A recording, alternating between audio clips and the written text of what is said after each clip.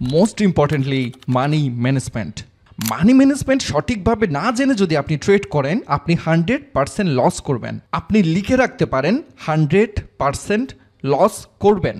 এই বিষয়গুলো কিন্তু আপনাকে শেখানো হবে না। আপনাকে অ্যাকাউন্ট ওপেনিং কীভাবে করবে, কীভাবে ট্রেড বসাবে, সব কিছু আপনাকে শিখিয়ে দিবে, কিন্তু আপনি কী কারণে লস করছেন এই ব্যাপারটা আপনাকে শেখাবে না। আপনি যত বড়ই ট্রেডার থেকে তাবিজ কিনে ট্রেডিং করেন না কেন, যদি আপনি মানি ম্যানেজমেন্ট ভালোভাবে না বুঝেন বা অ্যাপ্লাই করতে না পারেন, তাহলে আপনি লুজার হবেন। আমি সংক্ষিপ্ত এবং সহজভাবে আপনাকে ব্যাপারটা বুঝিয়ে দেওয়ার চেষ্টা করছি। একটু মনোযোগ দিয়ে শিখুন যদি আপনি ট্রেডিং কন্টিনিউ করতে চান। মানি ম্যানেজমেন্টের সাথে লট বা পজিশন সাইজ, লেভারেজ, পিপস এইগুলো মেটার করে। তো ভয় পাওয়ার কিছু নেই, সহজভাবে বুঝিয়ে দিচ্ছি। প্রথমত মানি ম্যানেজমেন্ট। আপনার যদি ছোট ক্যাপিটাল হয়, $100 থেকে $500 মধ্যে যদি ডিপোজিট হয়, সেই ক্ষেত্রে আপনি লট সাইজ ব্যবহার করবেন 0.01 থেকে 0.05।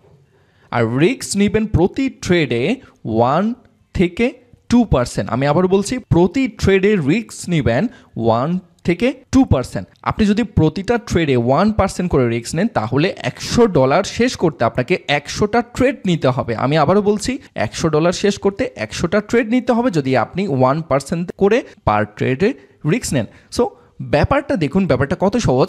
মানি ম্যানেজমেন্ট এমন একটা ব্যাপার, আপনার ব্যালেন্সটাকে আপনি কিভাবে বাঁচিয়ে রাখবেন, কিভাবে প্রফিট করে বাড়িয়েও নেবেন, সেটা আপনাকে বুঝিয়ে দিচ্ছে। নাম্বার 2, মাঝারি যদি ক্যাপিটাল হয়, $500 থেকে $2000 মধ্যে হয়, লট সাইজ ব্যবহার করবেন 0.05 থেকে 0.10। আর প্রতি ট্রেডে রিস্ক নেবেন 1 থেকে 2%। সেটা আপনি ক্যালকুলেশন করে নেন।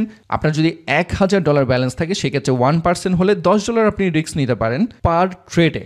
প্রতি ট্রেডে আপনার স্টপ লস থাকবে $10 বা 2% হলে $20। তাহলে আমরা কি শিখলাম? প্রতি ট্রেডে আমরা 1 থেকে 2% রিস্ক নিয়ে, মানে আমরা ওইটুকু দিয়ে স্টপ লস সেট আপ করবো যেখানে আমার 1% বা 2% পর্যন্ত থাকবে। মানে লস হইলেও আমার 1 বা 2%-এর বেশি হবে না। তো ফরেক্স ট্রেডিংয়ের মজাই এখানে, আপনি আপনার প্রফিট বা লস কন্ট্রোল করতে পারছেন, যেটা অন্য প্ল্যাটফর্মে করাটা মুশকিল। ফরেক্স ট্রেডিংয়ে স্টপ লস সেট আপ করতে পারছেন, টেক প্রফিট সেট আপ করতে পারছেন, নিজের মতো করে মানি ম্যানেজমেন্ট ইউজ করতে পারছেন। আপনার প্রফিট আসলে সেটা আপনি ক্লোজ করে, ধরেন আপনার প্রফিট হয়েছে $100, আপনি চাচ্ছেন $50 সেভ করে রাখবেন অ্যাকাউন্টে, সেক্ষেত্রে $50 আপনি ক্লোজ করে সেভ করে রেখে দিতে পারেন। বাকি $50 ওপর ট্রেডটা কন্টিনিউ হতে থাকলো। হয়তো প্রফিট হলো অনেক বেশি হচ্ছে, আর যদি লসও হয় সেক্ষেত্রে আপনার অ্যাকাউন্টে তো অলরেডি $50 বুক করে নিয়েছেন, সেটাই যথেষ্ট। নাম্বার 3, বড় ক্যাপিটাল মানে $2000 থেকে $10,000 যদি হয়, সেই ক্ষেত্রে লট সাইজ ব্যবহার করবেন 0.10 সেন্ট থেকে 1 লট পর্যন্ত। প্রতি ট্রেডে রিস্ক রাখবেন 1 থেকে 2%। এখানে একটা ইম্পর্টেন্ট টিপস শেয়ার করছি, একটু মনোযোগ দিয়ে শুনুন। স্টপ লস ছাড়া কোনো ধরনের ট্রেডিং আমরা করব না। নাম্বার 2, 1.2 বা তার বেশি রিস্ক রিওয়ার্ড রেশিও নিয়ে আমরা ট্রেড করব। মানে 1.2 মানে হচ্ছে, আপনার যদি লস হয় $10, আপনার যদি স্টপ লস সেট আপ করেন $10, আপনার টেক প্রফিট সেট আপ করবেন $20 অথবা $30। সেই ক্ষেত্রে আপনার যদি একটা লস হয়, আপনার যদি $10 লস হয়, এর পরের ট্রেডটা যদি আপনি উইন হন, তাহলে আপনার $30 প্রফিট হচ্ছে। কোন রেশিওতে? 1:3 রেশিওতে। মানে আমার $10 লস হবে, প্রফিট হলে হবে $30। আমার যদি একটা ট্রেড যদি লস যায়, আমার $10 লস হবে, একটা ট্রেড যদি আমার প্রফিট হয়, তাহলে $30 প্রফিট হবে।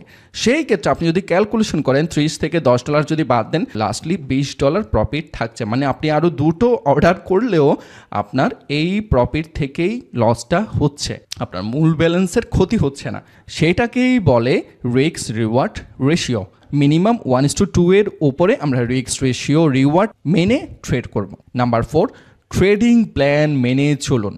ইমোশন দিয়ে কোনো ধরনের ট্রেড করবেন না। একটা স্ট্র্যাটেজি বা একটা নিয়মে বা একটা ইন্ডিকেটর আন্ডারে আপনি যেভাবে ট্রেড করে স্বাচ্ছন্দ্য বোধ করছেন, সেইভাবেই ট্রেডিং করবেন। কোনো ধরনের ইমোশনাল হয়ে ট্রেড করা যাবে না। নাম্বার 5, অতিরিক্ত ট্রেডিং থেকে দূরে থাকুন, ওভার ট্রেডিং করবেন না। নাম্বার 6, আপনার ব্যালেন্সটা আপনার নিজের হাতেই কন্ট্রোল থাকবে। আপনি চাইলে সেটাকে $100 থেকে $1000 করতে পারেন, আবার $100 থেকে $10ও নামিয়ে আনতে পারেন। সেটা নির্ভর করবে আপনার ট্রেডিংয়ের ইমোশন বা ওভার ট্রেডিং করছেন নাকি আপনি কীভাবে ট্রেড করছেন সেটার ওপর।